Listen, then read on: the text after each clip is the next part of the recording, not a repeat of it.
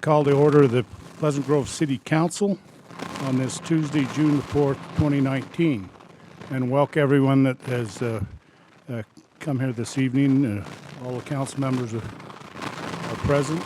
And for those in the audience, we've had a minor incident up to our PG pool. And so before we start any further, our city manager will give us an update on that.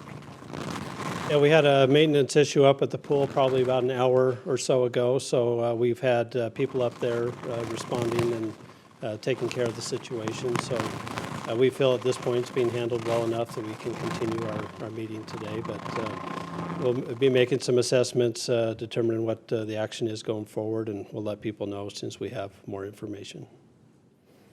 Okay, thank you. We'd like to start out with our Pledge of Allegiance by Councilman Jensen, and after which our opening remarks will be given by Councilman Walker.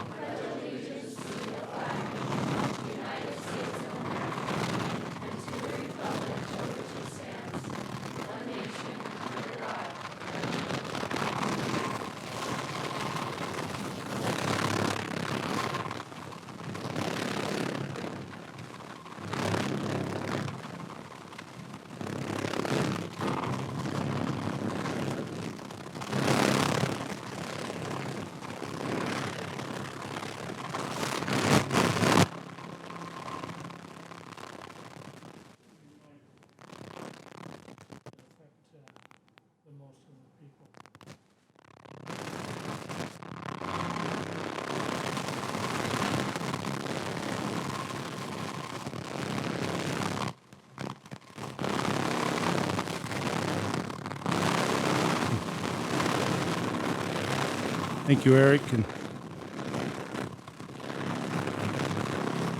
now we do need our approval for tonight's meeting agenda. Is there any other changes we need to add, Scott, to tonight? No changes. No changes? Is there anything else that council needs to bring up? If not, I ask for a motion for approval of tonight's meeting agenda. Mayor, I make a motion to approve tonight's agenda. Second. We have a motion. We have a second. All in favor, say aye. Aye. Any opposed? Motion carries. We'll now move to item number 5, our open session this evening, and would ask anyone who would like to come forward and address the council with any concerns you have with things going on in our city.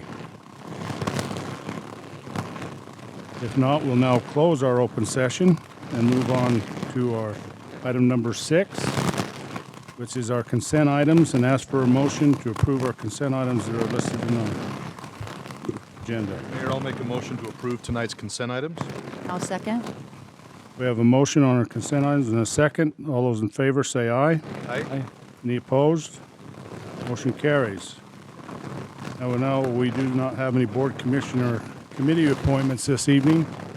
And we now move to item number 8, our presentations. And this is a good thing tonight, and we welcome our Pleasant Grove royalty. The rodeo, but our Miss Pleasant Grove, and glad you're come here. So please come forward, and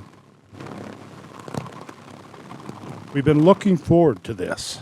We are so excited to be here. My name is Brooklyn Allen. I am planning to go up to Utah State in the fall and major in psychology, and I'm serving as Miss Pleasant Grove right now. And we're here today to get excited with you and invite you to Strawberry Days and tell you a little bit about our favorite parts. And my favorite part of Strawberry Days is the parade.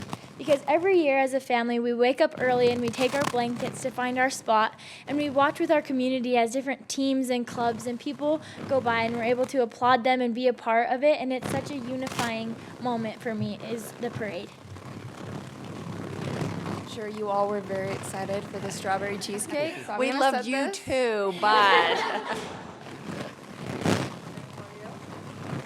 But I'm Kinsey Robbins. I'm attending BYU right now, hoping to get into the business school this month and study experience design and management. And my favorite part of Strawberry Days is actually the concert in the park. I love the family friend friendly activity, and the fact that we can all come together and just enjoy company. And obviously, as a college student, free strawberries and cream is always a good idea. So it's definitely my favorite. My name's Kennedy Austin. I'm transferring up to Weber State in the fall, and I'm going to be enrolling in their nursing program. And my favorite part of Strawberry Days is Huck Finn Days. I remember when I was 14, Mandy Carson called me to come work it and help the kids with the games and stuff, and seeing my little brothers be able to fish in the little makeshift pond that they have is one of my favorite things, so I'm so excited to get to help out with that this year.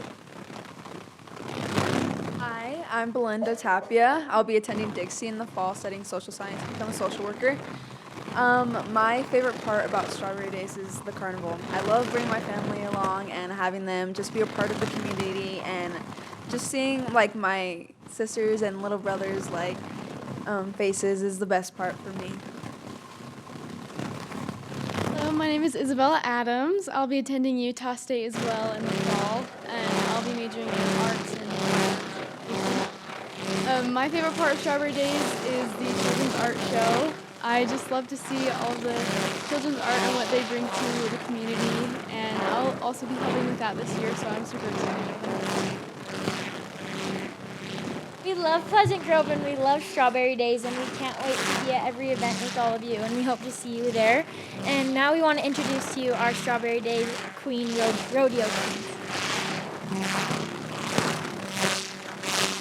My name is Izzy Barnes. I am the Strawberry Days Rodeo Superintendent, and I am from Cedar Hills.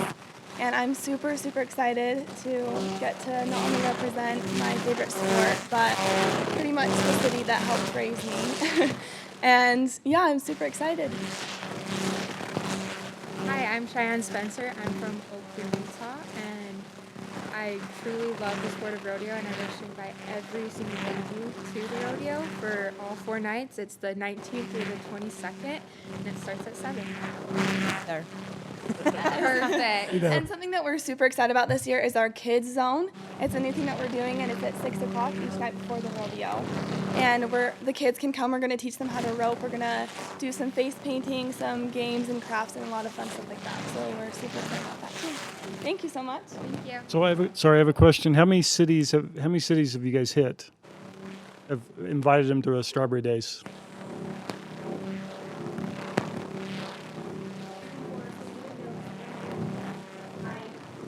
Awesome. Okay. Very good. Awesome. Thank you. Oh, Yes. okay. And then they can do their thing. So Taryn, who just gave up her crown, right? She reports for Miss Utah on Monday. So I'll be posting updates on our Pleasant Grove scholarship post. But send her some good thoughts. Write her a note. Just give her some good. Oh, excited. Yeah, it's going to be fun. She's awesome. She's working really hard. So watch for that and watch for those updates for her. Okay, before you leave, we got one thing the royalty here. I think we had Weber State, we had Dixie, we had BYU, and we had Utah State, and nobody from Utah. But they are in red. Okay, so Utah State wins tonight. Okay. Thank you. More ways than one. The real blue. Yeah, the real. Thank you. Test is not. It's on. Test. Can you hear me at all?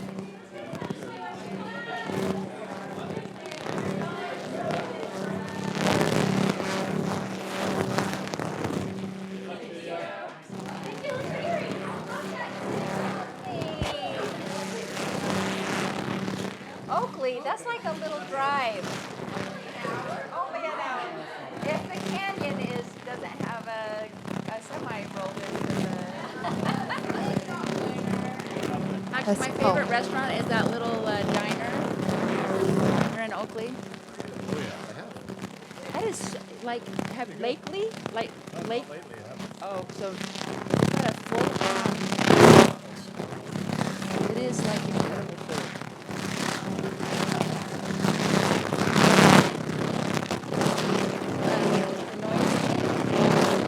What to do with it? That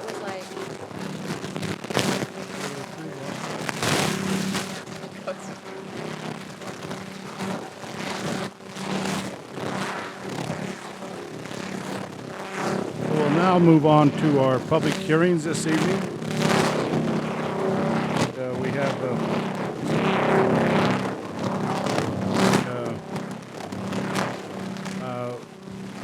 Scott wanted to make a little comment on this before you start. Daniel? Hear me. Are on public hearing A, B, and C.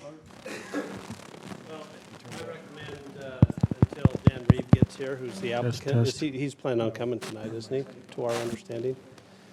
That we don't. Wait, this is not, are you, Yeah, A, B, and C. no, are we on You're on the wrong page. 9A? You're on next week. Next week, Yellow. next month. Okay, you're good. You're good now. So we apologize for the feedback. We're not sure where that's coming from. We turned off all the microphones earlier, and, I mean, this is still, Can you hear me? Can anyone hear me? well. Like barely? So we've turned the microphones down in I need to here, be turned so back up we- like ASAP. Yeah, I'm just kidding. we can. So we might have the feedback. We're hoping that online it's still projected.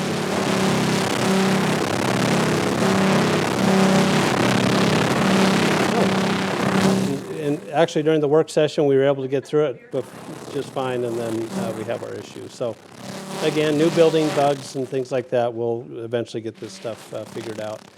But before we address those public hearing items, just a reminder to the City Council that what's being presented is a change to the zoning on the property. So it does pertain to a specific project, but that project is not public per se just yet. So what the council's contemplating is just whether this is a concept and a zone change that we would be okay with, regardless of whether the people that are proposing it are going to do the project or somebody else is eventually. We have to, when we do the code text amendments, it's with the land, it's not necessarily tied to the project. So does that make sense, what we're talking about? And so I just want to be careful a little bit about the public discussion is the people that are putting this project together have not made a public discussion. But with that, let's move to our next items, and I'll try to get a hold of the applicant to see if they're on their way. So. Okay. We'll move to item number D. Director Cardenas, would you address us? Enlighten us, let's say.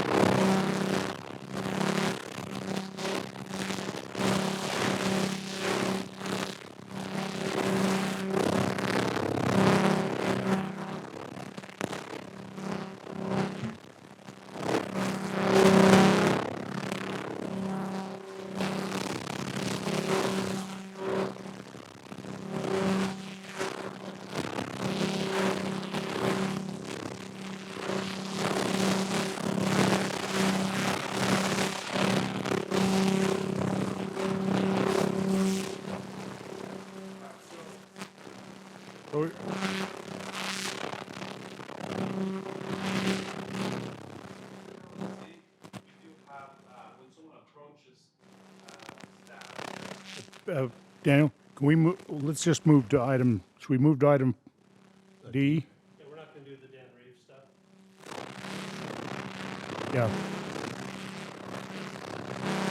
Yeah. Item number D.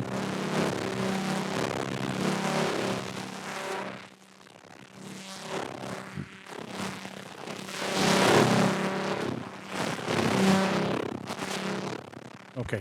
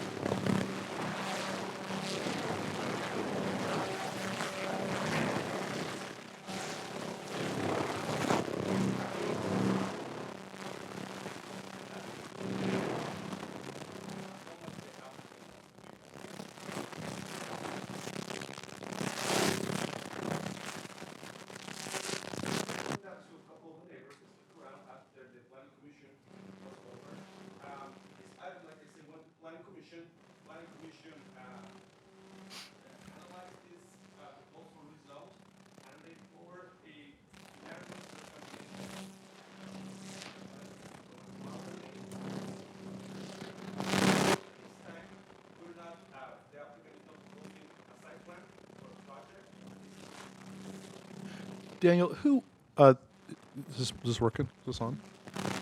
It's on, I just have it turned down. Okay, all right.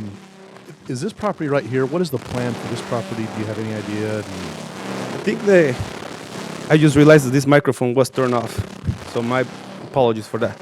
So I think that the neighbor who owns this property right here is within the audience, but I think he wants to keep it residential as it is right now. Okay, all right, Okay. great. Well, that's the old service station. Look, No, the old car. no, it's It's across the it's street. kitty cornered from that. The cars, the cars are actually right here. There? Okay.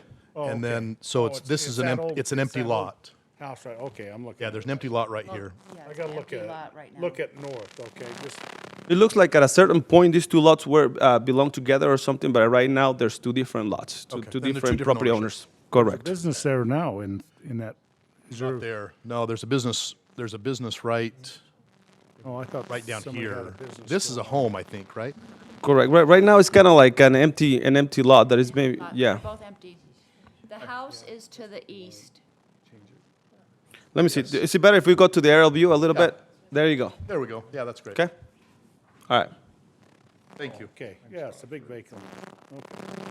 Oh, I'm getting it straight now. So the pieces of property that have existing homes on them right now are the two lots that are directly in the corner. They're one that's back. Right. It's surrounded, as we can see, by. Let's go back to the aerial view. There you go. So it's surrounded by residential, especially to the east. Yeah, and there's another professional office right here. Correct. It looks like the neighbors also have some questions and some concerns in regards to, for example, the lighting and how bright it is, and all those concerns are good to talk about when at the time of a site plan. At this time, we don't have a project that is being that we're working on. There's a proposal, but we're not here to review that project, but more for the rezone for that project to eventually be feasible. But what we decide here right now will determine in the future. Correct. Correct. Okay, any other questions for Daniel? You? I would like to open up for a public hearing to consider for adoption ordinance 20-11 to rezone approximately 0.9 acres from R11-8 single-family residential to zone PO professional office zone and property located 1957 West, 1100 North. We would ask anybody who, well, is Mark Ryan, would you come forward and just add anything to what Daniel has said? Mark Ryan, 1194 North, 850 East in Pleasant Grove. I've been wanting to tell you for weeks that your speaker system sucks. It's really bad. There's nothing on in the back. You can't hear people back at all. And I just wanted to let you know. Yeah. For brand new, you should have got a lot better. And it was really nice to hear something out of the speaker, even though it was noise. There's 3 dentists going in on this corner. They're brothers, Smart Pediatric, Peaks Orthodontist, and then I don't know, I've never met the third brother, but they have a Saratoga Springs location also. So 3 brothers will actually be on this one corner, all in the dentistry field. And there is a conceptual that hasn't been approved by the city yet. We've kind of run through ideas with Daniel and Riley just to see if we've had enough parking and setbacks and all that correct. So that's being worked on now by an engineer. But, you know. All right, thank you. You're welcome. I'll open it up to our public hearing. Any of those who would like to come forward and address the council, you can do that now. We'd like to state that we limit you to 3 minutes of airtime, and then we'll move on to the next. Get back here before what was going on. So, property is just across the street from here. My question is, I think I heard this lady say that once it's approved for rezoning, it doesn't mean it's approved for what's going in there yet. You have to approve that. Is that what I heard? So what we approve or what we decide tonight will make a determination or open it up to a development that can happen on that lot. Okay, but you have to prove what goes in there. Is that correct? That's correct. So my question is, when that comes before you, will you send another notice out when that meeting might be? So we'll get to the city council. Site plan approval is done, it will just be to the planning commission. So that will be just to the planning commission. And- But they will get a notice for that. How do you notice for planning commission, Daniel? Same way how you got the notice for the planning commission. They'll send a car for the site plan. Okay, is there a time when you anticipate that, or? So whenever the applicant's going to submit plans, we're going to do the review process, and once we think that the project is almost ready, then we'll send the cars. We don't know, because we don't know how long will the applicant take in order to submit something. But we'll for sure, I'll make sure we'll send the cars. What was your name, sir?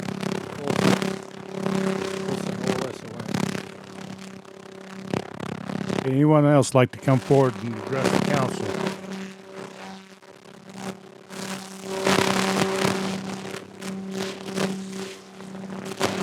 If not, I'll now declare this public hearing closed. We'll bring it back up to the front here and ask for a motion to amend this, amending the official zoning map of Pleasant Grove City. Do I have a motion?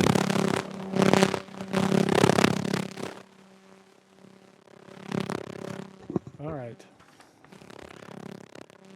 Well, I think maybe if we turn the mics on just for the motion, that might help. I know there was. I know there's some residents that are here. Oh. I would love their take on this property. I know Carrie's here. Okay. Yeah, Mayor, I'd like to make a motion to open up the open session again, please. We have a motion. All those in favor? Do we have a second? Public hearing, I guess. Public hearing. All in favor, say aye. Aye. Okay, we'll reopen our public hearing. You have to. Okay. Hi, Carrie. Hi, how you doing? Nice to see everybody. So I have the property that Daniel says is pink, but I say it's yellow, and I'm still saying it's yellow. But even though we had the conversation, it's okay. So the corner, it kind of makes sense to me for it to go professional office, but with the idea that it is surrounded by residential properties. And I'm already living with, backed up to a business. And so the problems that I see, and things to keep in mind when it comes to the site plan and going to the planning commission are the same old things. Lights, noise, trash, traffic, odors. Those are a big deal. And the lighting is a really big deal. Because that's our house there, where we want to be able to live our lives without bright lights shining on us all the time. It's consistently continues to be a consistent problem with the business that is backed up to us already. And then we had the one right next door, which happens to be right out my front door because of the way the property is situated, where they wanted their zoning change and they didn't get it, and now we have 10.5 acres of weeds and dying vegetation that we stare at every day. So those are my concerns with the businesses coming in. They're gonna come in, but we're still here. And I don't think any of us have any plans to leave anytime soon. So I would just ask that when they're doing those site plans and getting ready to put in whatever they're gonna put in there, that they're respectful of the residents who still are here and have been for a very long time. Most of us are living on property that has been in the family for generations. So we don't have any plans to leave. We don't have any plans to not have our family living in these places, regardless of what the city's general plan happens to be. We're here and we plan to stay. So we would hope that the businesses coming in around us would be respectful of that situation. As it stands, we're kind of boxed in at this point, surrounded by properties that are going to eventually be businesses, but that doesn't mean we have plans to go anywhere anytime soon.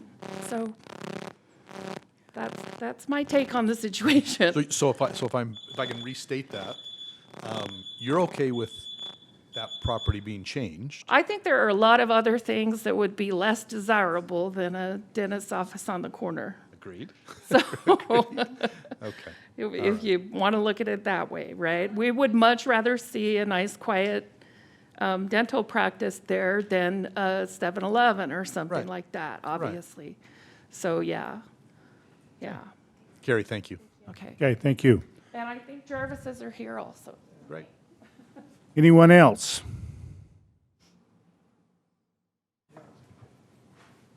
Come on up. Come on, just a minute. Daniel he's just bringing I'm up just gonna bring the slide there again. And with any new building, you kind of have the kinks that we're working out, but it is unacceptable to us. And so just know, and for those of you in the audience, we are aware, we've had them out, and we're going to continue we're going to get the problem fixed because it's unacceptable for us. The sound, yeah. So just know that we're on top of it. And like I said, with any new building, there's the kinks that we need to work out, but it is unacceptable for us to have this happen with the public. And it's, so we want to make sure that you're aware that we're on top of that and we will have it fixed. That sounds good. I'm losing my hearing quickly. It's really hard to hear. And when somebody says a prayer or talks, because I've got so much of my loss here, I'd like to hear, but I can't hear even people saying hello most of the time. So. Completely understood. Would you please state your name? Robert Cobb, and I'm the stepfather of the fellow that wants to sell the place. Now, how many of you people live where this piece of property exists?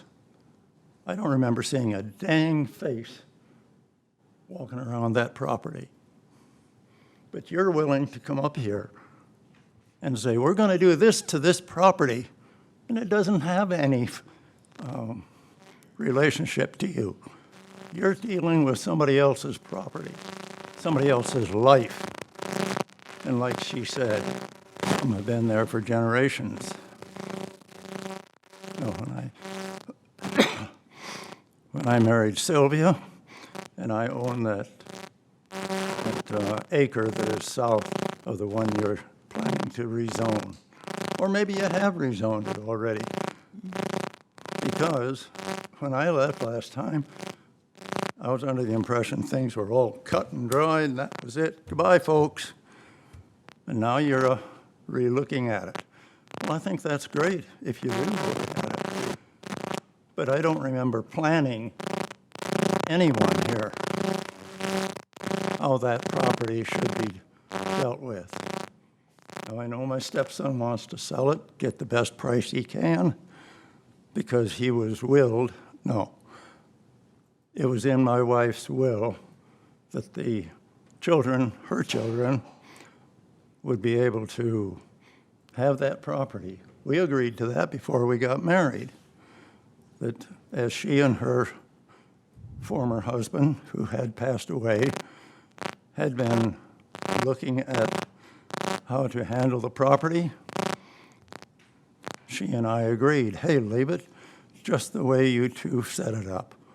And so my interest is that I would like to preserve what she and I came into by being married after her husband died. And so I'd like to see the neighbors, the people who live there, whose lives have been developed, be the ones who have the most say. Not somebody who wants to make a buck. You put yourself in their place, and you'd talk a different tune. Tell you what, folks, you give me the power, I'll come around and visit every one of you. And I'll say, hey, got an idea. We can sell your property, and we can probably make a few bucks. I'll even slip a couple more dollars into your pocket. How many of you are willing to take me into your home and negotiate a sale? Not one of you, I'll bet. Especially when it goes for business. Now, I recognize the value that the hospital and the clinic have had. But it seems that a group like this, supposedly representing the people, not some business, but the people, should be looking at a different way of doing things rather than just say, all in favors? Everybody around here who doesn't have a dang bit of interest in that property except that you're sitting here tonight. Hey, folks, I don't know what to say except it ain't right. You're not representing the people. You're representing one or two individuals. Okay, thank you. Anyone else like to come forward and address the council on this issue? If not, I will now declare the open session closed. Bring it back up to the front here. Is there any further discussion the council would like to have before we address a motion? Well, I'd like to follow that up. So I take my representation very seriously. I've been out to the property. I have looked at it. I actually looked at the piece several years ago when I was on the Planning Commission, and there was a proposed development. So I may not have knocked on your door, but I have looked at the property, and I have sorrow that it is in a commercial situation. I also believe very strongly in property rights. I know that you have your property rights. I also know that the owners of the property have their property rights. And so there is this beautiful conversation that we do get to have as your representative. And And I always like to feel that there's a win-win. I loved what Carrie said about that development that didn't go in is now just weeds. So there are some very good things about development. I also I'm hopeful that there's maybe a conversation that we can have about a respectful side of the building that I don't know if there's a condition or something in a site plan when we get to see it where we could maybe address lights at residences. Just a reminder, this will not get back to you as a site plan Okay. approval. That's only in the Grove. So all the other site plan approvals are through the Planning Commission. And we're not talking about a specific project today. So I Okay, but don't- how do we address that lights at The Planning houses? Commission will That would be address plan- that. yeah. Daniel can work with them. Go ahead. Is that okay? Yeah. So we do have a code, and we do have some regulations in regards to that. So at the time when the site plan comes to us as a staff, we'll make sure that that the lights comply with the code. But that's also an item that I'll look at it heavily, and when we present to Planning Commission, we'll explain the situation. We tell them that there's a big concern about that, so we can actually take a double look at it if you want to.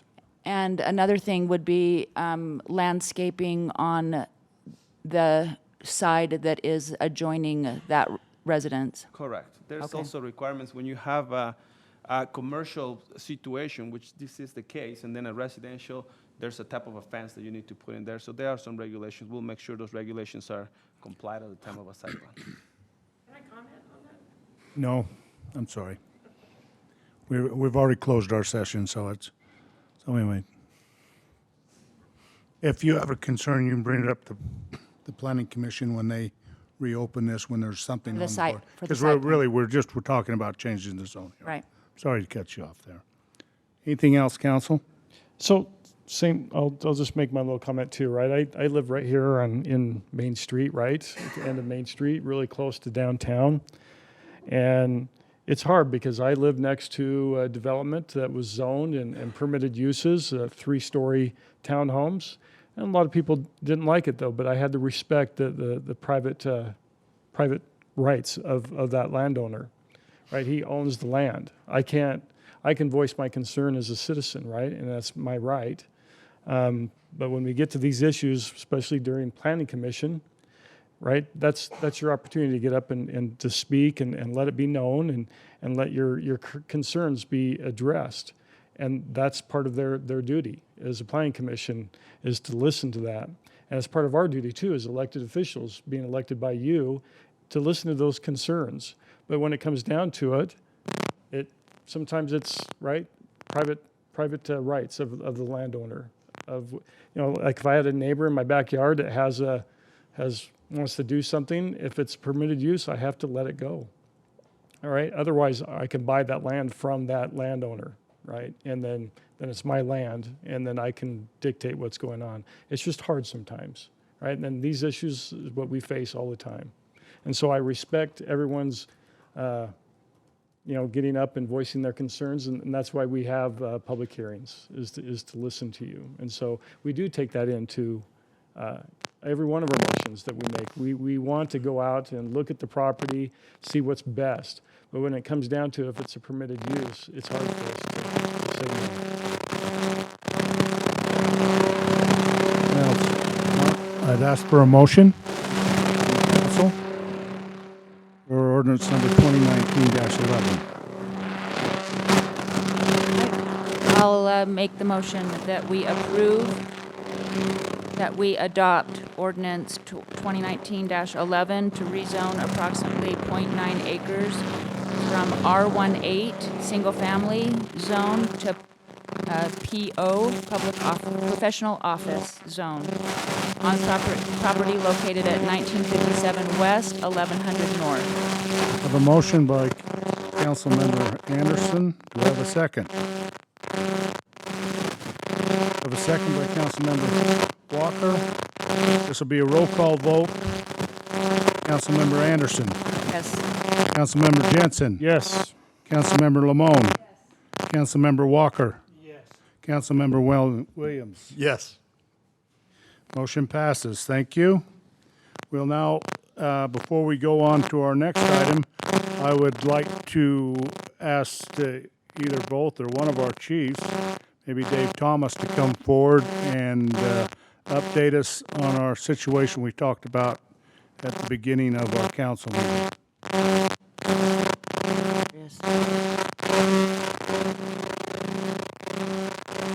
Sound system, I'll tell you. I am so. We'll get better. We'll get So just before, Wait, is his mic on? yeah, the light's on. Yeah, you're good. Is it, okay. But talk, So, yeah. okay, just before 5, we received a call for multiple injuries at the Memorial Pool. As we responded up there, they had a pump issue, and and I don't understand all of the. Tyler can brief you on that when he gets up here. I don't understand all the plumbing and the mechanical side of it. But that pump issue, that water pump issue, allowed for chlorine in high concentrations to be pumped in a small amount into an area of the pool. And so once it hits the water, then it begins to dissipate, and it also off gases. And so it's possible for the kids to get it on themselves. It's also possible for them to ingest a little bit of it if they drink pool water. And then as it off gases, it's possible for it to be breathed. So with that, we didn't have really any huge issues with patients that had come in contact with it other than the inspiratory. So we had a lot of kids with some high level, so high level meaning up high here, inspiratory problems, coughing and stuff like that. Kids that,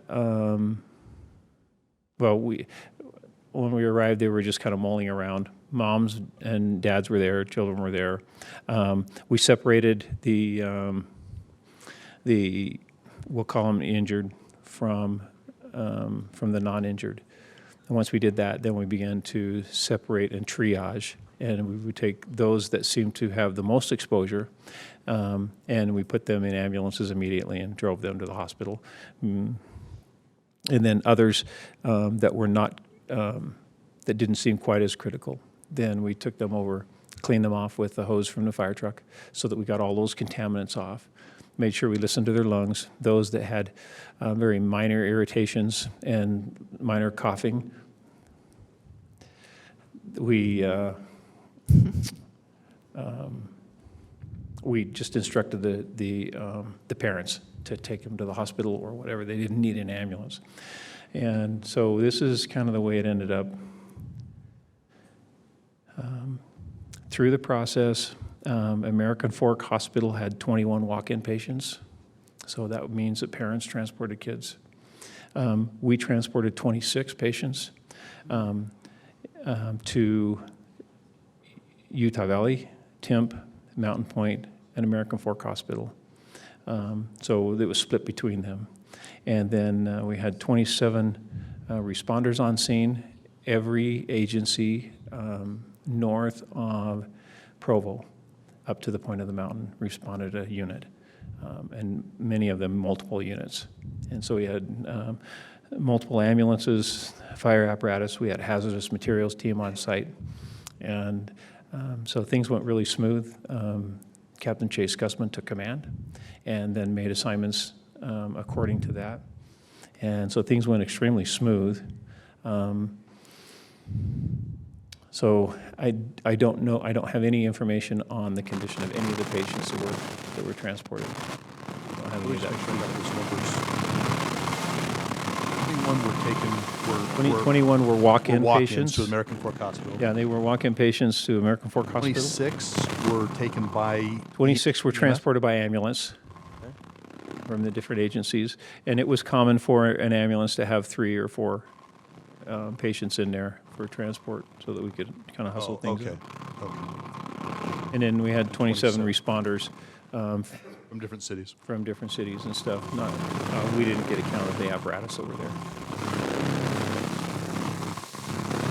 Okay, thank you, Chief, for the update, and we wish all those who are Speaking aid, that they'll recover from that, and we really appreciate your efforts, our fire department, our police department, and also how well mutual aid works with our surrounding cities. That's something that is really impressive to me is the working relationship we have with the other agencies around. It's give and take because we recognize that none of us are an island and can do it all on our own. And so we have a great spirit of cooperation with the agencies around us. And to even watch the guys there on scene working together and stuff, it was just effortless. It was nice. So. Okay, thank you for the update. Okay, we'll go continue on now to the next item, which is item E. Daniel, would you, no, it's, wait a minute, let's back up. We got our other previous public hearings.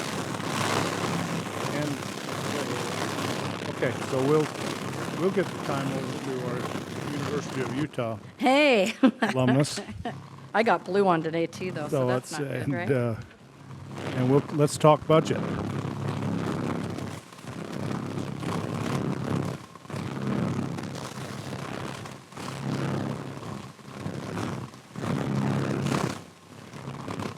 So we're required to have a public hearing on the budget. So I'm just going to talk about the one-pager a little bit. And haven't had anything significant with the tentative budget since we presented it the first Tuesday in May. And so just once again, we had the one-pager that I just gave you a copy of. And just some of the things that we were looking at doing on the right-hand side is to cover 3% wage increases for city employees with an insurance increase of 6.5%. And some of the other things down there is we had some recreation wage adjustments that we were looking at, making some changes at the rec center. Contract planner that we've discussed. Custodial contract for the police facility here that we're using facility and justice court. Part-time fire administrative assistant. Election increase from the county. Project management software, and then median maintenance. And then we had our capital projects, and nothing's changed there since we had a discussion in May. And so we'll have the public hearing. Any other questions that anyone has? Like I said, there hasn't been many changes. Yeah, explain the median maintenance again, Scott. So we've have a company that we've talked to about contracting out that if we have issues with our medians, we have an hourly rate in which we can call them and they could come out and take care of any landscaping if we're falling behind or we can't handle it ourselves.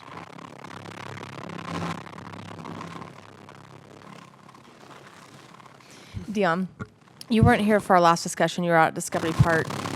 But I know we discussed when you weren't here allocating some money to either hopefully at least a part-time right now and turning into full-time next year position for your department. But can you kind of tell us the need that you have behind that and how it would be beneficial for your department? So maybe I'll compare both the median maintenance and the part-time position.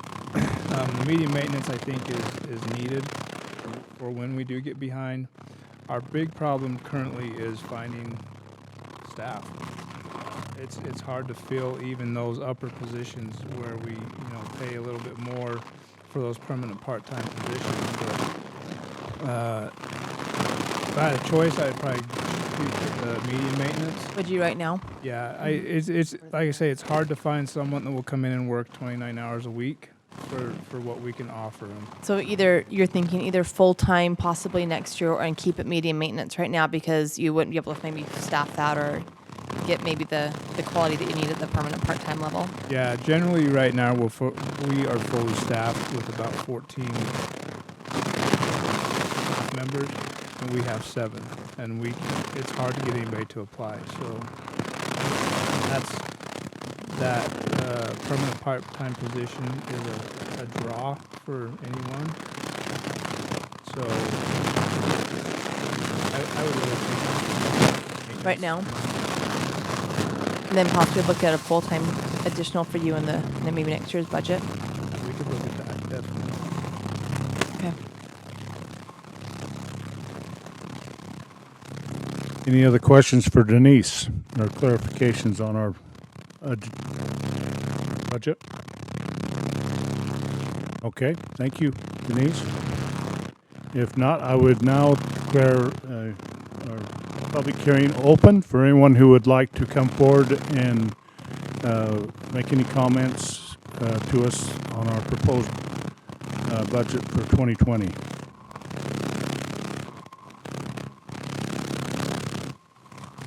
Okay, we will now declare the public hearing closed and bring it back up to the front here, and I would ask the council for a motion. There's no motion. The adoption of the final budget will be on June that's right. 25th, so this is just our public That's hearing okay. to gather public comment. So the public hearing's over, so we'll include that part of our, and so we'll go back up to public hearings A, and Daniel,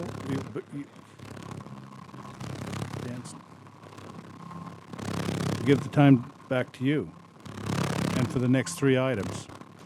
Thank you, Mayor. Let me turn on my computer and then we'll fly from there. One tiny second.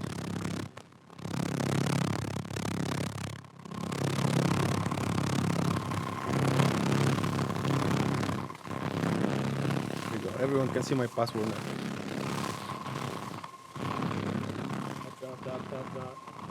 It's I love my job, just so you guys know. Same.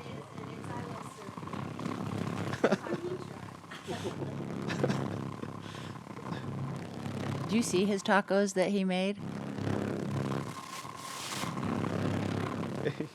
Let me go up, and where we gonna start? Here we go. All right, Mayor, Council, we have a city code, right? We're all aware of that. When an applicant comes to my front counter, which, by the way, just I want to say, use the opportunity to say that we're open for business. So when everyone comes and brings a project, first thing I do is we look into our city code, and we see if the idea, whatever they're proposing, fits into the zone, right? From time to time, we get thrown these curveballs, and then we get someone who wants to do a axe throwing situation, or someone who wants to do a tiny home or something like that. And then what we got to do with that is, well, we take a look at it, see what the proposal is. We see if it's in our code. If it doesn't exist in our code, then we need to come out and write some new code. In many cases, we realize that we do have it in our code, but maybe we need more specification. We need more to define the use exactly of what it is. Okay, this is exactly the case. When an applicant approaches the city staff and they say, "Hey, I have this idea of a condo hotel units." Right? So now what we need to do as a staff is start to analyze to see, okay, what exactly does that mean? Do we have something in our code that refers to that? In this specific case, staff realized that we did have something, a use, 1300, which is residential hotels. Now, either the idea that we have of residential hotel, if it matched the idea of what the applicant had for a condo hotel, we needed to work on that, make sure both of them were in sync, right? So what staff did is we worked with the applicant in order to come up with a definition. Let's figure out exactly what a residential hotel is. The applicant called it a condo hotel. We thought that name will suit it better, residential hotel, especially because it already exists in our land use code number list. We have something like that. So now what we did is we got together and we started discussing, all right, the definition, what is it? How can that be applied? Okay? And during our research and working session, this is what we came out with. Okay? This is an effort from the applicant with the staff working together, and that's what we end up coming with. So definition, and this item is just for the creation of the definition. What is a residential hotel? This is what we came out with. Residential hotel a hotel property in which the available accommodation units are condominium dwelling units for individual purchase which meet the following requirements. A, the occupancy of the condominium dwelling units by the individual unit owner shall not exceed more than 60% of a year, which is 31 weeks, on an annual basis, okay? What's gonna happen with the other 40%? Well, when not being occupied by the individual unit owner during the remaining minimum of 40% of the yearly period, each unit shall be rented by the hospitality management company. So it goes back to the pool, like if it was a normal hotel. And I'm gonna go through a definition and we'll go to one by one. C, all condominium hotel units shall be collectively operated by the same hospitality management company. D, each unit owner shall not rent their unit individually to an outside party, but rather must use the hospitality management company to rent their unit. And E, and very important, a city business license shall be obtained by the hospitality management company, and when any unit is rented, transient room tax shall be collected by the city. So, what's a residential hotel? A residential hotel concept is, let's imagine of a building, okay, where half of the building, the units or the rooms are for sale, and they can be bought by any private individual, okay? Now, that private individual can only use it for their own purpose or their own use a maximum of 31 weeks of the year. The rest of that time, those units should go back to the hotel. Remember, only half of the building are residential hotel. The rest of it is a normal hotel, a flag name hotel, any hotel that comes to your mind. And so the rest of the year, that unit goes back to the hotel who manages that, rents it out, and for the 40% of the time, we as the city, the city collects transient room tax. So this is not the case of 100% residential, or we cannot call this a residential use because it is a type of business where we collect transient tax, okay? So that's the definition that we create. This item number 1, is just the creation of the language. What is it? We're not applying it right now. We're just saying that's what it is. And we work with the applicant, and this is the final product. Now, we brought this item to the Planning Commission. We used to set, right here on letter B, we said that 40% of the time, when it goes back to the hotel, or the hospitality management company to manage it, we said in the past, or we have written there, that it could be only for short-term rental. Then the Planning Commission came out with a really good point. They say, okay, who are we to discourage someone, an athlete, for example, who wants to live there, and they want to pay, they want to be there the rest of the year, the 40% the whole time, and still pay the transit. And then staff agrees with that, so does the applicant, and that's what we came up with. Again, this item came to Planning Commission. Planning Commission looked at it. They took their time to discuss this. Mayor had the opportunity to be there with us at that Planning Commission and saw how they went over every single one of them, and every single one of the letters, and they forward a unanimous recommendation of approval for the creation of the language that defines residential hotels. That's what I have, Mayor. If you have any questions, I'll be glad to answer. So let me just make sure I understand the change that just happened, right? So if the owner wanted to stay in longer than 31 weeks a year, he cannot. Oh, then I misunderstood. Yeah, I thought you were saying the Planning Commission wanted to, if he could stay over 31 weeks, but he'd have to pay the transient room tax. No, what the Planning Commission said is that on that 40%, if there's one single person who wants to use that, the whole 40%, sure, go ahead and do it. Because before we had it that it was a maximum of 30 days. And the Planning Commission said whoever wants to use it, yeah, if this is the applicant, the property owner who wants to use it or whatever, then transient room tax needs to be paid. Does that make sense? I think so. So the owner is still I'm more confused. the owner is still limited to 31 weeks a year. Correct. But if it's one individual owner, the remaining minimum of 40% yearly period, then the tax has to be implemented. Correct. I'm with you. Thanks, Awesome. Daniel. Thank you. I think we were saying the same, just in different ways. Okay. Any other questions?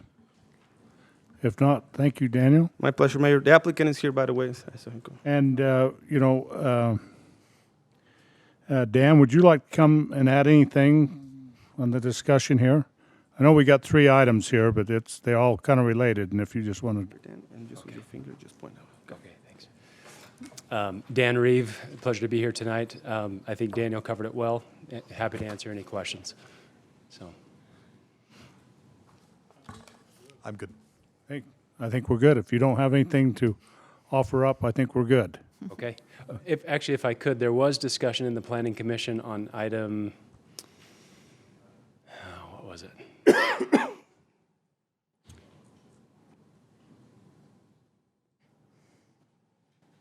Where it talks about when not being occupied by the owner, it shall be rented by the management company. I think the clarification that was up for consideration is it shall be made available to be rented. The unit may not be rented by the letter of the law if, say, vacancy is only 70%. Right. But it shall be made available to be rented. Okay, so that change has to be made, right, Tina? Yeah, so if you would like to change, if you want to change the language, you just in your motion, Okay. you can make the Yeah. motion to amend that language, and then Kathy and I will fix it. Great. So I would propose in item B, that last clause, each unit shall be made available to be rented by the hospitality management company, or similar language. Thanks, Dan. Okay, thank you. All right. If not, would now like to open up our public hearing. Any of those who'd like to come forward and address the council on this matter, please. Do you want to introduce again, or? And just state your name again. Mark Ryan. What he commented, a change sounded better because I think there was a potential violation of property rights. I don't know that the city can tell somebody that they have to have another company rent their property. I think some of these things covered in the CC&Rs. That's what I think happens. And then when he creates a CC&Rs and somebody buys the property, then they have to commit and agree to certain things. But I'm not sure the city can tell a property owner they have to have a certain company rent their property out. Yeah. That's just a thought I had, that's all. I just think some of that would get covered in CC&Rs. That's all. Okay. Thank you for your input. Anyone else like to come forward and address the council? If not, I'll declare this public hearing closed and bring it back up to the council for any further questions or a motion. Mayor, I'll make a motion let's see, we're doing just A, right? 2019-8. So, Mayor, I'll make a motion to adopt ordinance 2019-8 to amend City Code Section 10-6-2 with a change to item B that should read, when not being occupied by the individual unit owner during the remaining minimum of 40% of the yearly period, each unit Made available. shall be made available by the hospitality management company. Does that sound right? Good. Okay. By the hospitality. As Tina stated. Yep. And that's it. Okay, we have a motion by Councilmember Williams. Do I have a second? Second. We have a second by Councilmember Jensen. This is a roll call vote. Councilmember Anderson. Yes. Councilmember Jensen. Yes. Councilmember Lamone. Yes. Councilmember Walker. Yes. Councilmember Williams. Yes. Thank you. Motion passes. We'll now move on to public hearing B. Consider for adoption ordinance 2019-9, amend City Code Section 1014-24-36, the Grove Interchange Subdistrict permitted uses by expanding the permitted uses to include use number 1300 residential hotels and the use of 6834 art, drama, and music school within the Grove Zone limited to the Interchange Subdistrict. Back to you, Director. Thank you, Mayor, Mayor, Council. So now we have some regulations for residential hotel. When someone comes and asks about this, we adopted something. So the director got to explain what the concept is. Now, what this item is the actual adding that use, which is use 1300 residential hotel to a specific zone, okay? So the applicant, Dan Reeve, he's proposing to amend the Grove Interchange Subdistrict in the area where the permitted uses are. So every zone has a list of permitted uses. In some cases, we're trying to stay away, but some cases they have some conditional uses, a list of uses, right? So at this point, we don't have those two uses added into the zone. So what the applicant is proposing is to make sure that they are right there. So that's how our table may look. Now, this in black, these are the ones that already exist, okay? So what the applicant is proposing now is to add 1,300 residential hotels and to add 6834 art, drama, and music schools, okay? One thing that we're doing is we're replacing motels and motor hotels for the residential hotel type of a concept. We think that those both uses are compatible, are complementary to the zone, and we also think that it works toward the purpose of the zone, which was to create a development of a regional center, okay, for retail, hotel, and convention. So, like I said, staff agrees with that, and Planning Commission as well. Actually, Planning Commission go over the uses, and they forward a unanimous recommendation of approval to add those two uses into the Grove Interchange Subdistrict. It's not to the entire Grove zone, but only to the Interchange Subdistrict. That's what I have, Mayor. Any other questions for Daniel? Okay, thank you. If not, I would like to open up our public hearing for ordinance 2019-9. Any of those who'd like to come forward and address the council can do so at this time. I don't see a rush for the podium. We will now close this public hearing and bring it back up to the front here for further discussion or a motion. Mayor, I'll make a motion for adoption of ordinance 2019-9 to amend City Code, Section 10-14-24-3D, the Grove Interchange Subdistrict permitted uses by expanding the permitted uses to include use number 1,300 residential hotels and use number 6834 art, drama, and music school only within the Grove zone and limited to the Interchange Subdistrict. We have a motion by Councilmember Jensen. Do I have a second? Second. We have a, Yeah, Lynn can take it. Lynn, you got the second? Yeah. We have a second by Councilmember Walker. This will be a roll call vote. Councilmember Williams. Yes. Councilmember Walker. Yes. Councilmember Lamone. Yes. Councilmember Jensen. Yes. Councilmember Anderson. Yes. Motion passes. Thank you. We'll now proceed to our public hearing item C. Public hearing to consider for adoption of ordinance 2019-10 to amend City Code, Section 10-18-3, minimum spaces of off-street parking required by reducing the minimum number of parking stalls required for auditoriums, sports arenas, assembly halls, as well as the number of minimum parking stalls required for single-room residential units in the Grove Zone Interchange Subdistrict. Director. Thank you, Mayor. Mayor, we also have in our code, this is like a cooking recipe, right? Someone comes to me and says, hey, how do we cook this? What I do, I go back to the cookbook and see exactly what the requirements are for it. So when anyone proposes a type of a commercial use, even residential uses, we take a look into our code as 1018.3, which has the minimum number of parking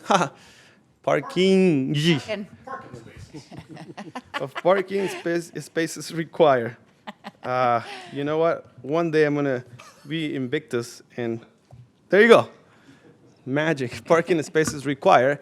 And then based on that, we work with the applicant, right? Based on we have a list. Based on the use, then I tell them this is the exact number of parking stalls that you got to do. So our list, council, it needs to be updated. From time to time, like I said, we look into these uses and we update this list, right? One item that the applicant is requesting to reduce the requirements in 2 items. What we require for auditoriums, sports arenas, and assembly halls, and also on single-bedroom residential hotel units. Let me go to the first one. Auditoriums, sports arenas, and assembly halls.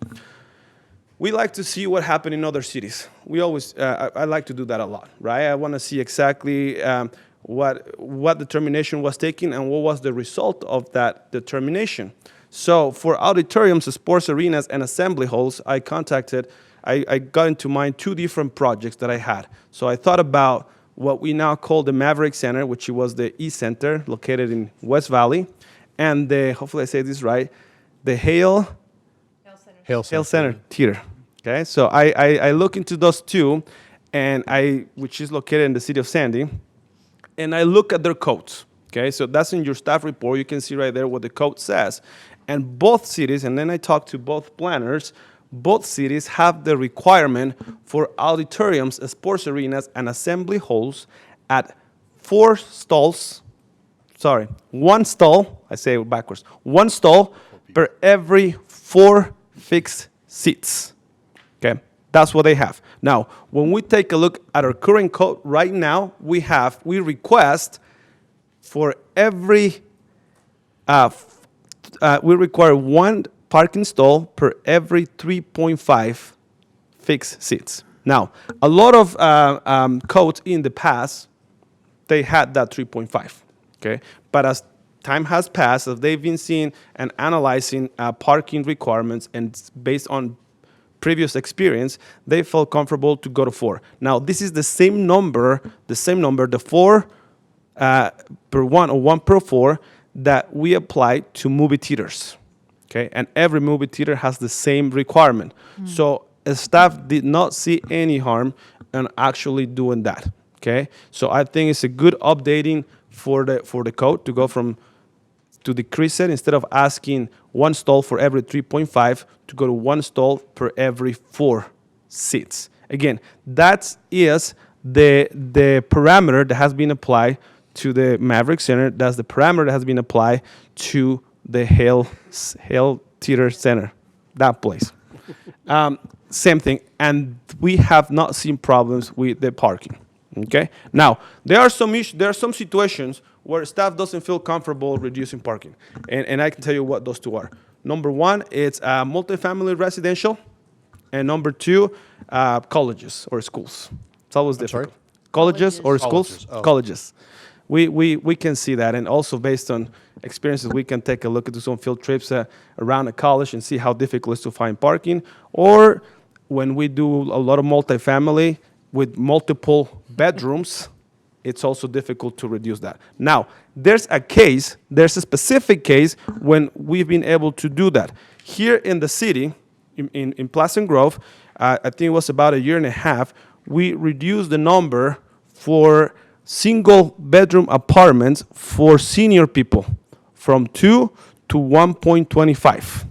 Okay, we realize, based on what happened, that maybe a little bit more is needed. So when a project was presented to us, the project by McKay Christensen, I don't know if you guys remember that, we called the Boulevard Overlay Zone. On that project, we settled and we thought that, we work on this, and we thought that 1.5 parking stalls could be applied to single bedroom units. Okay, so that's what we did. And in this case, now that we have a new use, right? We have the residential hotel units. Actually, I've been talking a lot, and I can go to the next one, right?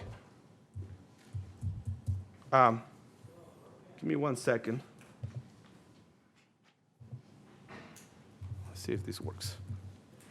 There you go.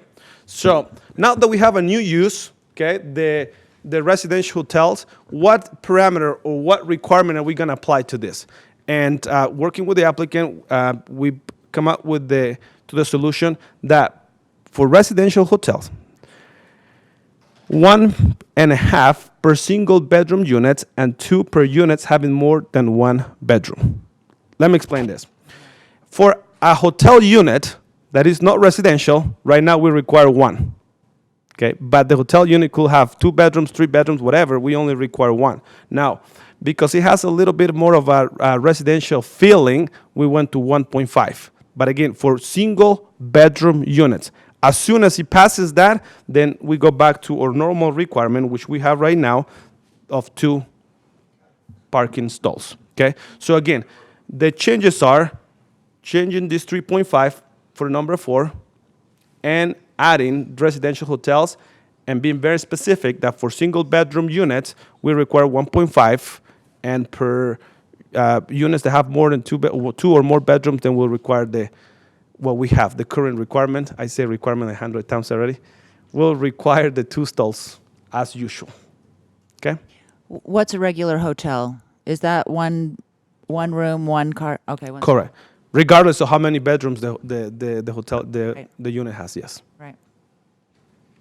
Any other questions for Daniel? If not, I just, Daniel, before you leave, when we open it up, I really appreciate what work you've gone into on this parking thing, finding out. I think I had the privilege of being at the Planning Commission, and that was real easy for them. I thought this was going to be a sticking point for them on parking like it always is, but as much research as you did, I compliment you on that and made it real plain, and I think all of you Absolutely. I've been nervous about this topic, so this is good work by you and the team. And yeah, the research on the Maverick and the Health Theater, that was, sort of see all the tenant things there and see how that works. But thank you, so Mayor. thank you, Daniel. Thank you. Any My other pleasure. questions, Council, before we open it up? If not, I'd like to open up the public hearing for ordinance number 2019-10. Public hearing on this? I now open it up to come forward, yes. Mark Ryan. I think it's a big mistake. Parking is the biggest issue. All you got to do is look at Vineyard at nighttime. All those many hundreds of townhomes that have been sold. People don't come in 1.5 and 1.25. They come in families with 2 to 3 cars. Almost every unit out there has become a rental with 3 to 5 renters in each unit. They're parking in the streets. They're filling up the roads that weren't meant to have cars in it. You'll have the same problem here. People renting out a 1-bedroom. All over the nation, small units are being promoted. 1-bedroom little homes, you hear about it all the time. Homes are going to be smaller. You got families in these 1-room homes, 2 people working a lot of times.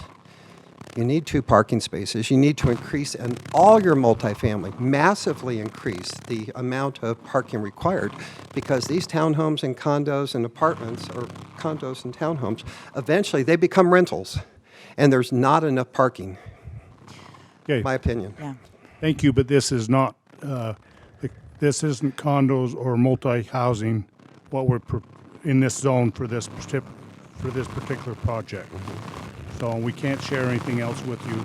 So it doesnn't apply to we know the pain on multiple housing. Yes. So this is a totally different This is a thing. residential hotel. Yeah, I know, but it's still a 1-bedroom rental, and many times there'll be 2 people living in there in a 1-bedroom unit. 2 people that might have, living for the amount of time, whatever they rent it for.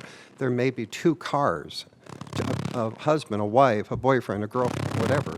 To assume that maybe it's just going to be 1 car, it might be thinking a little bit small. That's all I'm saying. Okay. We're thinking a little bit more hotel. Okay. Okay. Okay. Anyone else like to come forward and address the council? If not, I'll now declare our public hearing closed. Bring it back up to the council for further discussion or a motion.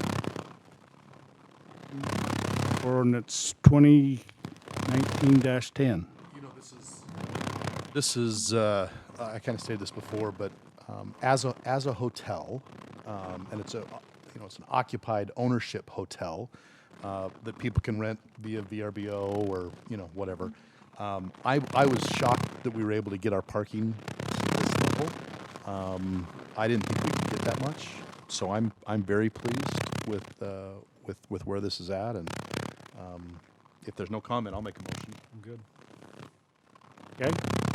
Mayor, I'll make a motion to adopt ordinance 2019-10 to amend City Code Section 10-18-3, minimum spaces of off-street parking required by reducing the minimum number of parking stalls required for auditoriums, sports arenas, and assembly halls, as well as the number of minimum parking stalls required for single-room residential units in the Grove Zone Interchange Subdistrict. And I have a motion by Councilmember Williams. Do I have a second? Second. We got a All right, can you, and the motion is not for residential units, it's for residential hotel units. If we miss the hotel part, then let's make sure we change that. Yeah, that's probably right. For the single-room residential hotel units in the Grove Zone. Thank you, Daniel, for correcting. Thank you for catching that. We have a motion. We have a second. Second. We have a second from Councilmember Anderson. This will be a roll call vote. Councilmember Anderson. Yes. Councilmember Jensen. Yes. Councilmember Lamone. Yes. Councilmember Walker. Yes. Councilmember Williams. Yes. Motion passes. Thank you. And that concludes this evening's public hearings. And we'll now move on to our action items for this evening, which first one is 10A, to consider for adoption ordinance 2019-12, amending Title III, Chapter 2, alcoholic beverages, subsection 3-2-3, definitions, and subsection 3-2-4, licenses and licensing, adding provisions for manufacturing, tasting facilities, restaurants, and hotels, and providing for an effective date. And we'll turn it over, our time over to General Counsel, our attorney. Mayor and Council, as you're aware, we have a new business coming into our city that requires some ordinance amendments. They are going to be manufacturing alcoholic beverages and providing tasting facilities.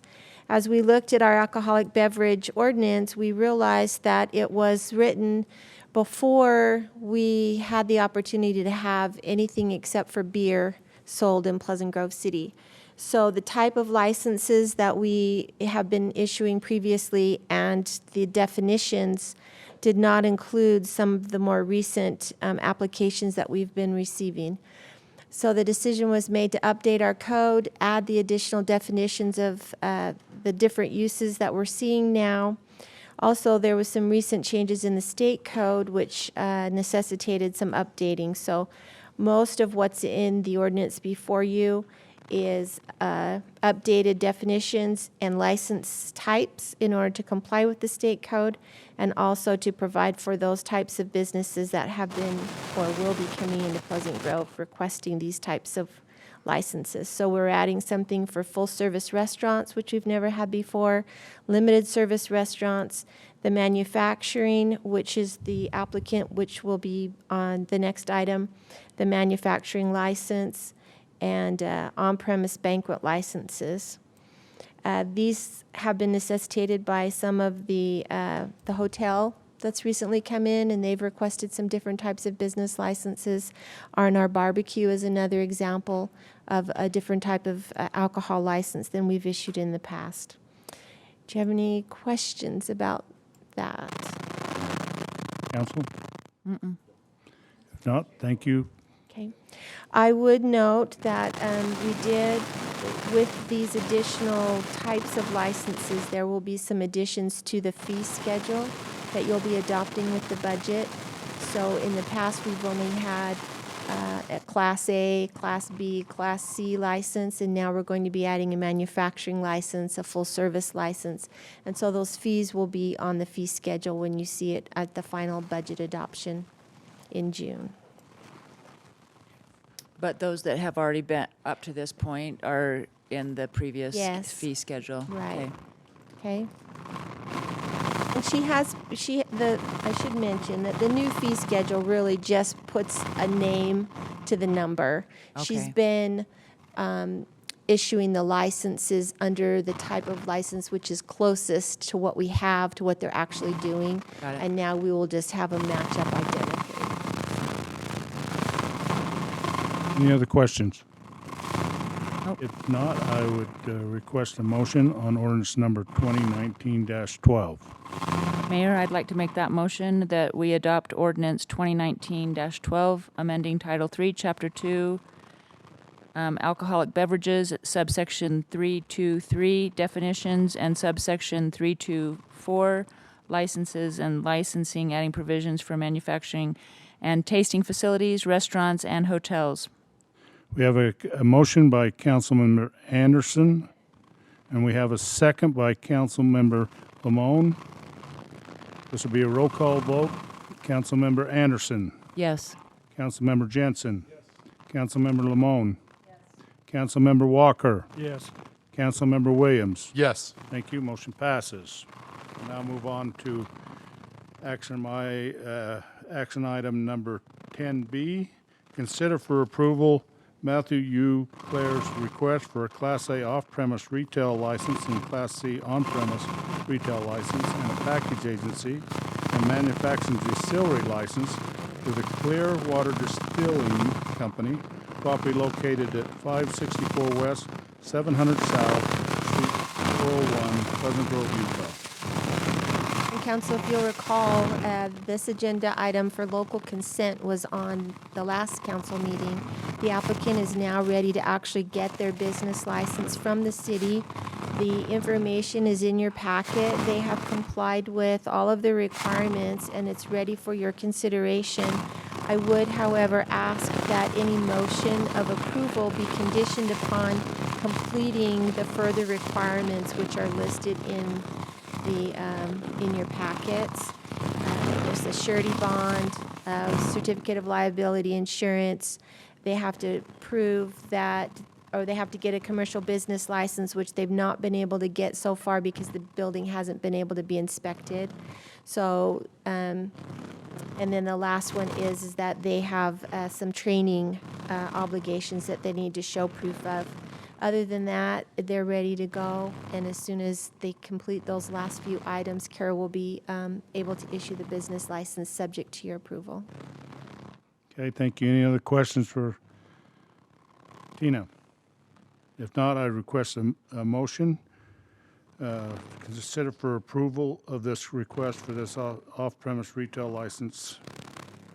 All right, I'll make a motion that we approve Matthew E. Clare. Have we asked every single time how to say that? Eau Claire. She's in the back. And actually, I think that they get an award for attending more city council meetings than anyone else.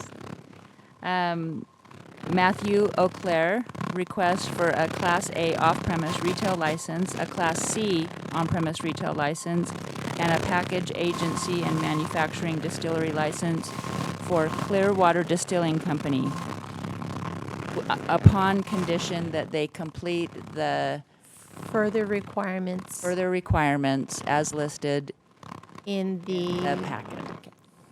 Okay, we have a motion by Councilmember Anderson. Do I have a second? We have a second by Councilmember Walker. All those in favor say aye. Aye. Any opposed? Motion carries. Thank you. Thank you. Now move to action item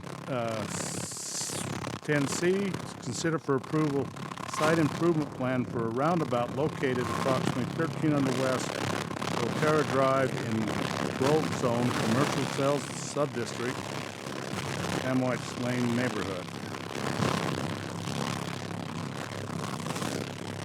Mayor, Council.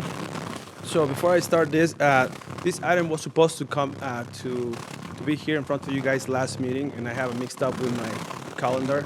So I'd like to extend an apology to the applicant, and I'm glad he's here. But so finally we can get this approved today, or present it to you guys, and then you guys decide. So this item is for the Otera roundabout. Let's see if we can take a look at it. The aerial. Here it is. This is 1300 West. And just to give us an idea, obviously we know where doTERRA is. This is the new clinic that we have. This is the doTERRA Drive. So the location of the proposed roundabout is where this circle is pointing out, at least right there, at that image. This is what is being proposed, okay? So again, this is 1300 right here. We have the doTERRA Drive, which is a private road, and 550, which will be developed when they do this parking, but also will be a private road, but we'll keep 1300 as a public road. Okay, so this area right here, I think I have a better image. The next one is a bigger one. Take a look at it. There you go. Again, the doTERRA Drive will stay private. Same thing with 550, and we'll keep public road 1300. This is right here the image of the roundabout. Go back to that image right there. So when we were looking into this, obviously we work with engineering a lot, with public works as well. What the applicant is proposing is we have specs, right? Engineering specs for everything that is proposing to us for roads and any changes. And this roundabout is actually in dimensions is bigger than what our specs require. Okay, and the reason why we did it like that, obviously, is because doTERRA gets some shipments right here. So this roundabout doesn't just accommodate the traffic or the large traffic that we anticipate for all the workers, but also the large vehicles that come to that site. There was a maintenance agreement done, or working on it, meaning that doTERRA are the ones who are going to be taking care of that and keeping it as nice as they keep their campus. Here's a little bit of a landscape plan. This is what they're proposing. One comment that the Planning Commission had was, are they going to put any commercial signs in the roundabout? Since the roundabout will be public right of way, the answer is no. Okay, so this is because the code doesn't allow for commercial signs on the public roundabout, but they came out with this design that the DRB was pleased with it. The design review board reviewed it, and they're okay with it. The DRB forwarded the recommendation of approval. Planning Commission took it, and Planning Commission also unanimously sent the recommendation of approval. I think I have one more image. I wish every site plan will show something like that to me. That's nice graphics. Again, just to give us an idea, this is 1300. Here's our boulevard. They recently built a clinic, what we have right now, and the roundabout will be located right there. Okay? I'm just gonna make emphasis on this. This road, 1300, is still gonna be a public road for all residents. Okay. That's what I have, Mayor. And Daniel, I've got one question. So every day I go down 1100 north towards American Fork. Okay. The road that tees into, actually doesn't tee, it kind of bees into a state street. They've put kind of a curved section a little bit straighter, right? The problem is there's trucks that go into the Kawasaki dealer. What's happened is as the large trucks go around that turn, they've actually taken out a sign before and gone and kind of messed up the grass there. Is this? I know this is going to be. You're going to have trucks in here. Is this roundabout large enough so that a semi-truck or something that has two trailers, when they're going around that corner, won't take out a section? That's my only question or concern. That's a great question. I'm gonna tell you that it is big enough, but I'm gonna pass it to Marty, who's the one who did that specific review. Because I'm gonna come home every day on that road, and I want to make sure that it stays pristine, right? Sure. So as we were reviewing this application, one of the things that we were concerned about is because of the type of road this is. Yes. This is a collector street. It's not just our standard local street. We know that we're going to have a lot of different types of vehicles going in there. Not too many. We may have the occasional truck with a trailer. It's going to be the occasional because most of their deliveries are made to their operations in the backside. Yeah. But there will be the occasional there. We made them do an auto turn, a simulation to make sure that it's a WB50 type vehicle can traverse through that without causing any damages to it. So It's not uncommon. It does have a navigable on that center piece of that to where they can come across that.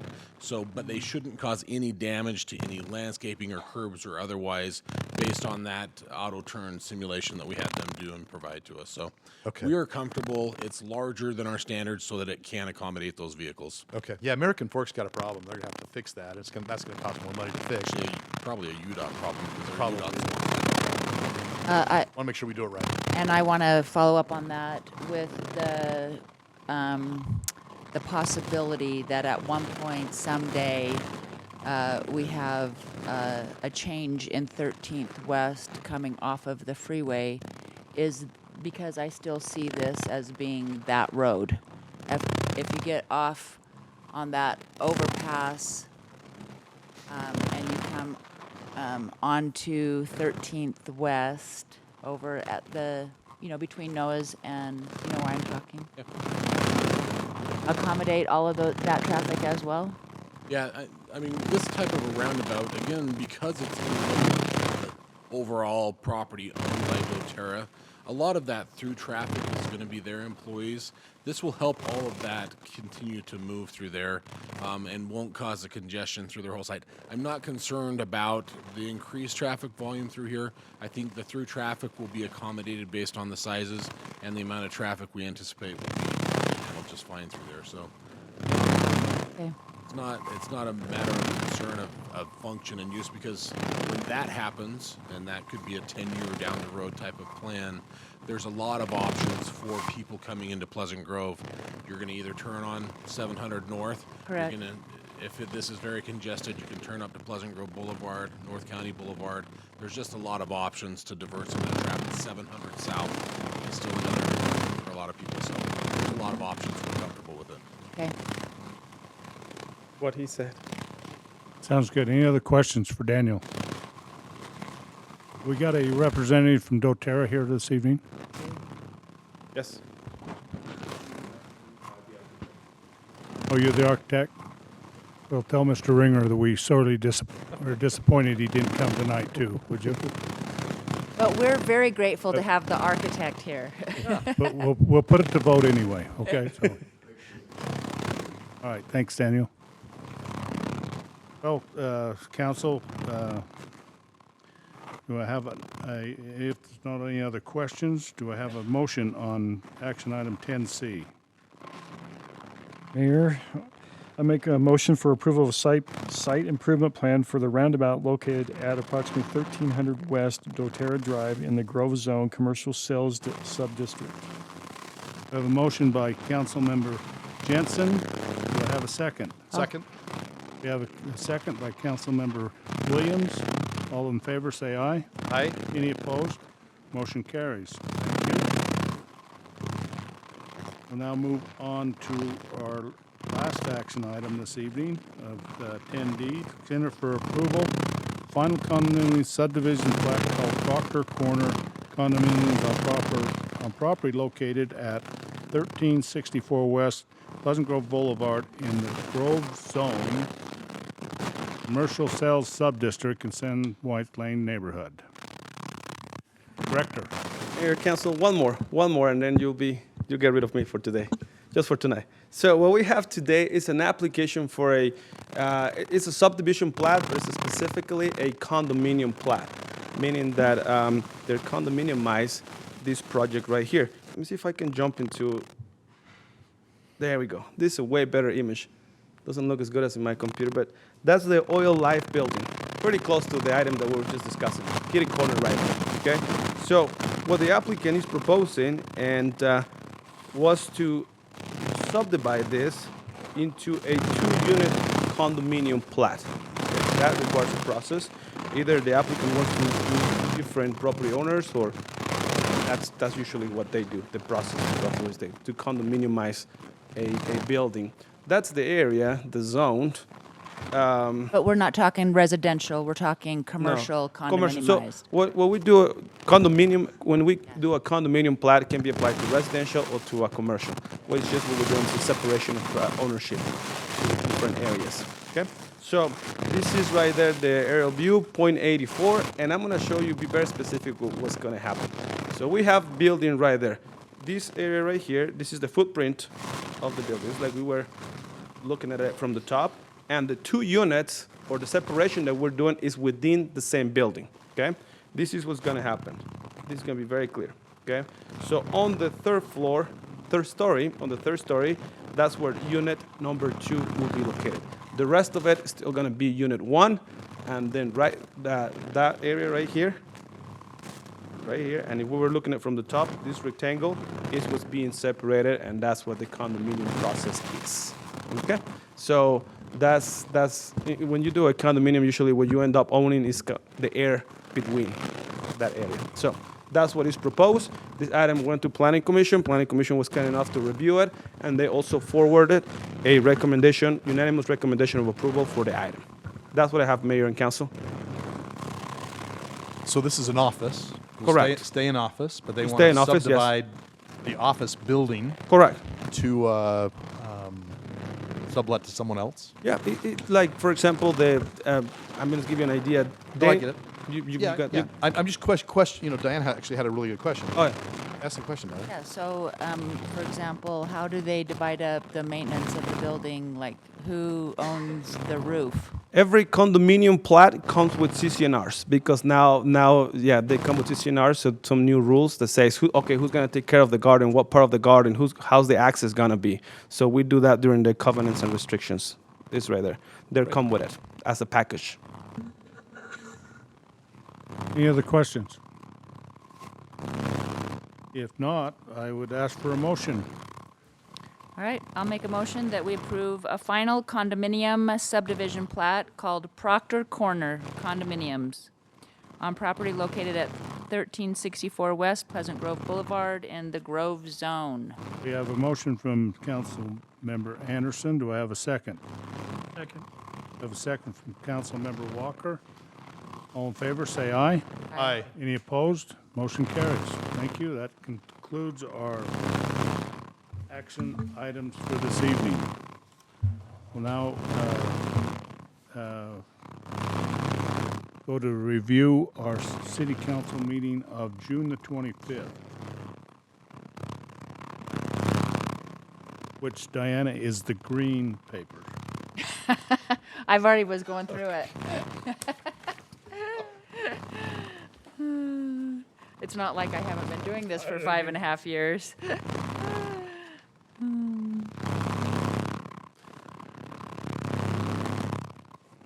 So, sorry, Mayor, we're going to move our work session to 4:30, starting on June 25th. Right now, we have a discussion on the CARE tax logo, which I know Eric's working on, and if it's ready for discussion, we'll have it on there. I put this as, okay, I put it as a placeholder to remember. Commitment. It's ready. Okay, it's ready. And then I want to have a discussion on our community room use, public use of the community room, and whether we're going to allow people to rent it or whether we're just going to kind of keep it in-house as far as that's concerned. So we have some ideas as staff, but we want to get input from the city council on that.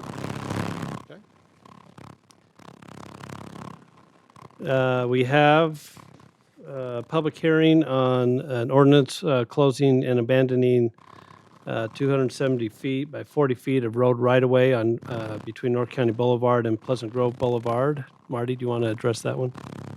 This piece of property is right. If you took Sam White Lane where it ends at Pleasant Grove Boulevard, then it jumps over and it keeps going there. That little section there is a piece of road that we currently own. It's still right-of-way, and then we own the property at the end of it that's a detention basin right now. And the applicants here have come and requested that we vacate the road, and with that, we're reserving the easements that we need for access and for utilities across the property. So that's what we'll be discussing is that piece of property. Okay, thank you.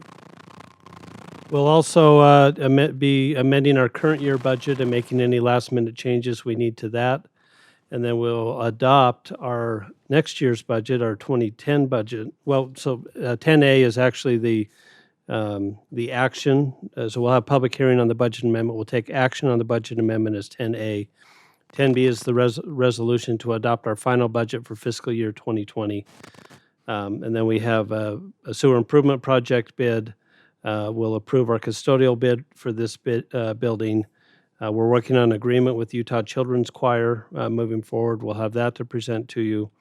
And then we have a couple planning items, a site plan and plat approval for St. John Properties, and then also a food truck park that is going to be proposed. So we're stacking up pretty good for the 25th, but that's what we have so far. Okay.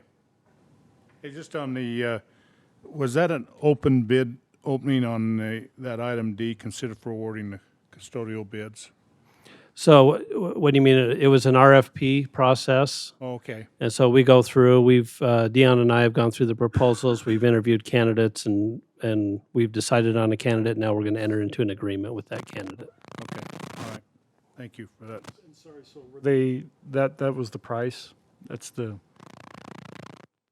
the custodial, is that what you're talking about? Yeah. Yeah. So what do you mean, the price? You have a price listed on there. Are we talking about the same thing, maybe? Well, I guess when I'm looking at, it doesn't have a price listed on there, but I'm not looking at a price either, Well, Eric. There was on the one-page budget sheet. Oh. Yeah. Oh, got it. oh yeah. So our budget's 30,000 for that. It's pretty close to that. Okay, any other questions, council, on that?